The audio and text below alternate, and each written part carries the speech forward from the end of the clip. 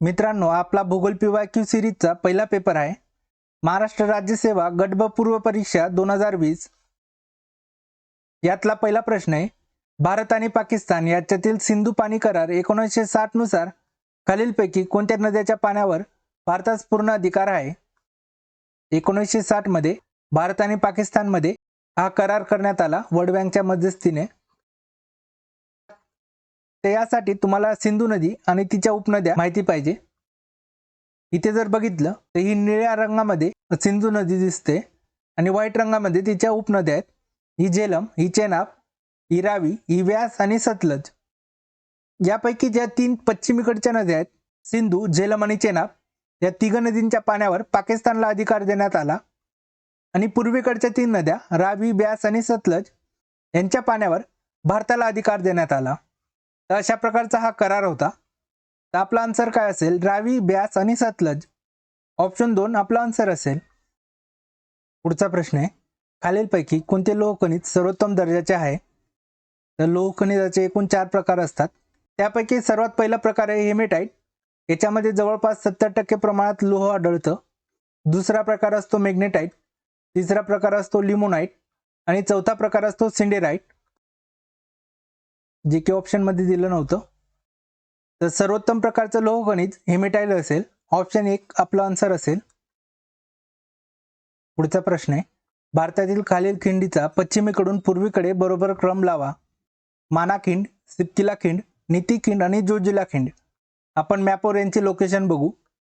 जोजिला खिंड लडाखमध्ये कुठेतरी असेल या ठिकाणी.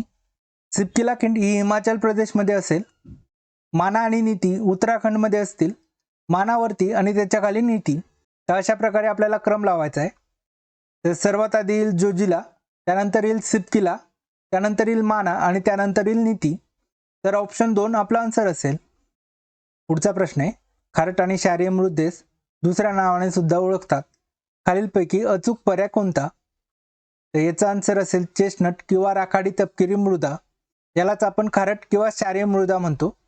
ऑप्शन 4 आपला आन्सर असेल. याच्यात आपल्याला चोपण मृदा दिली आहे, हिचा अर्थ काळी मृदा असते. तर कधी काळी हा प्रश्न पण येऊ शकतो, तर लक्षात ठेवा. पुढचा प्रश्न आहे, पेच व्याघ्र राखीव क्षेत्र खालीलपैकी कोणत्या राज्याशी निगडीत आहे? तर पेच हे महाराष्ट्र आणि MP मध्यस्थी आहे. म्हणजे आपला आन्सर असेल ऑप्शन 2 महाराष्ट्र आणि मध्य प्रदेश. या दोघांमध्ये पेच व्याघ्र राखीव क्षेत्र पसरलेलं आहे. पुढचा प्रश्न आहे, 2001च्या जनगणनेनुसार अनुसूचित जमातीची सर्वाधिक लोकसंख्या असलेले राज्य.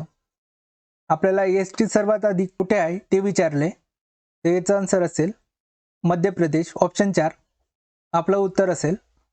जर आपल्याला शेड्यूल कास्ट अनुसूचित जाती विचारलं असतं तर आपलं आन्सर UP राहिलं असतं, उत्तर प्रदेश.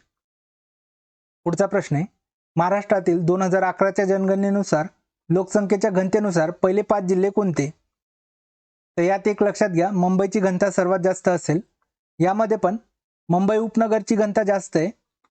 त्यानंतर मुंबई शहरचा क्रमांक लागतो. त्यानंतर ठाणे, पुणे आणि कोल्हापूर. म्हणजे इथे उपनगर आहे, त्यानंतर ठाणे येते. मुंबई शहर पाहिजे होतं, हे आन्सर राहणार नाही. इथे मुंबई शहर पहिले येते, हे पण राहणार नाही. इथे उपनगर, शहर, ठाणे, पुणे, कोल्हापूर हा योग्य क्रम आहे आणि हेच आपलं आन्सर असेल. पुढचा प्रश्न आहे, जनगणना 2001 आणि 2011 याप्रमाणे महाराष्ट्र राज्याच्या लिंग गुणोत्तरामध्ये किती फरक आहे? 2001 मध्ये महाराष्ट्राचं लिंग गुणोत्तर होतं 922 आणि 2011 मध्ये ते झालं 929. म्हणजे 7चा फरक यायला पाहिजे. ऑप्शन 1 आपला आन्सर असेल. जर आपल्याला भारताचं विचारलं असतं तर 2001 मध्ये भारताचं होतं 933 आणि 2011 मध्ये झालं ते 943. पुढचा प्रश्न आहे, दरकेसा टेकड्या महाराष्ट्राच्या कोणत्या जिल्ह्यात आढळतात? नागपूर दिलंय. नागपूरमध्ये बघितलं तर गरमसूर टेकड्या मिळतील. त्यानंतर चंद्रपूर दिलंय. चंद्रपूरमध्ये चिमूर डोंगर मिळेल. त्यानंतर गडचिरोली दिलंय. यात सुरजागड, भामरागड टेकड्या मिळतील. आणि दरकेसा टेकड्या गोंदिया जिल्ह्यात मिळतील. ऑप्शन 3 आपला आन्सर असेल. पुढचा प्रश्न आहे, 2011च्या जनगणनेच्या नुसार गडचिरोली जिल्ह्याची लोकसंख्येची घनता काय आहे?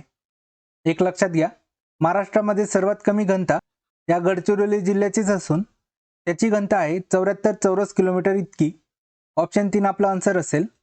त्यानंतर नंबर लागतो सिंधुदुर्ग जिल्ह्याचा. त्याची घनता आहे 163 चौरस किलोमीटर. त्यानंतर चंद्रपूर जिल्हा आणि त्याची घनता आहे 193 चौरस किलोमीटर. पुढचा प्रश्न आहे, खालील विधाने पहा. वेरूळ लेणी औरंगाबाद जिल्ह्यात आहे. चांभार लेणी पुणे जिल्ह्यात आहे. चिखलदरा थंड हवेचे ठिकाण रायगड जिल्ह्यात आहे. गौताळा राष्ट्रीय उद्यान जळगाव जिल्ह्यात आहे. तर वेरूळ लेणी औरंगाबाद किंवा संभाजीनगरमध्ये आहे, हे विधान बरोबर असेल. चांभार लेणी पुण्यामध्ये नसून नाशिकमध्ये आहे, विधान ब चुकीचं आहे. चिखलदरा हे अमरावतीमध्ये, नाके रायगडमध्ये, रायगडमध्ये माथेरान म्हणजे क पण चुकलेलं आहे. त्यानंतर गौताळा हे जळगाव प्लस औरंगाबाद किंवा संभाजीनगर या दोघं जिल्ह्यांमध्ये आहे, विधान ड बरोबर असेल. अ आणि ड बरोबर आहे, फक्त अ विधान बरोबर, ब व क विधान बरोबर, फक्त अ व ड विधान बरोबर आहे. ऑप्शन 3 आपला आन्सर असेल. पुढचा प्रश्न आहे, खालील जोड्या लावा. इकडे आपल्याला विद्युत केंद्रे दिली आहेत आणि त्यांचे जिल्हे दिले आहेत. आता मी जळगावचा असल्यामुळे मला माहिती की भुसावळमध्ये फेकरी हे विद्युत केंद्र आहे, तर कचं 4 असेल. कचं 4 मला ऑप्शन 3 मध्ये दिसतंय, हेच आपला आन्सर असेल. जरी मला हे माहीत नसतं तरी हे माहिती की चोला हे ठाण्यामध्ये, तुर्भे हे मुंबईमध्ये आणि उरलेलं पारस हे अकोल्यामध्ये येईल. पुढचा प्रश्न आहे, महाराष्ट्रातील घाटांचा कोणता क्रम उत्तरेकडून दक्षिणेकडे बरोबर आहे? तळघाट, कुंभार्ली घाट, आंबा घाट आणि अंबोली घाट. यात जर बघितलं, तळघाट हा मुंबई आणि नाशिकमध्ये येतो, म्हणजे तळघाट पहिले यायला पाहिजे, ऑप्शन 2 येणार नाही. त्यानंतर अंबोली घाट जर बघितलं तर सावंतवाडी आणि बेळगाव यांच्यामध्ये येतो, म्हणजे हा शेवटी पाहिजे. मला ऑप्शन 1 मध्ये शेवटी दिसतोय, याचा अर्थ हेच आपलं आन्सर असेल. आपण मॅपवर यांची लोकेशन बघून घेऊ. इथे मला तळघाट नाशिक आणि मुंबईमध्ये दिसतोय. त्यानंतर कुंभार्ली घाट कराड आणि चिपळूणमध्ये, त्यानंतर आंबा घाट रत्नागिरी कोल्हापूरमध्ये आणि त्यानंतर अंबोली घाट सर्वात शेवटी सावंतवाडी बेळगावमध्ये येतो. पुढचा प्रश्न आहे, तापी पूर्णा खोऱ्यातील नद्यांच्या खालीलपैकी कोणता क्रम उत्तरेकडून दक्षिणेकडे बरोबर आहे? तर याकरता आपल्याला तापी आणि तिच्या उपनद्या माहिती पाहिजे. इथे पिवळ्या रंगामध्ये तुम्हाला तापी नदी दिसत असेल. तिचा उगम एमपीमध्ये मुलताई येथून होतो आणि महाराष्ट्रामधून गुजरातमध्ये जाऊन ती अरबी समुद्राला मिळते. या व्हाईट कलरमध्ये तिच्या उपनद्या आहे. आपल्याला उत्तरेकडून दक्षिणेकडचा क्रम विचारलाय.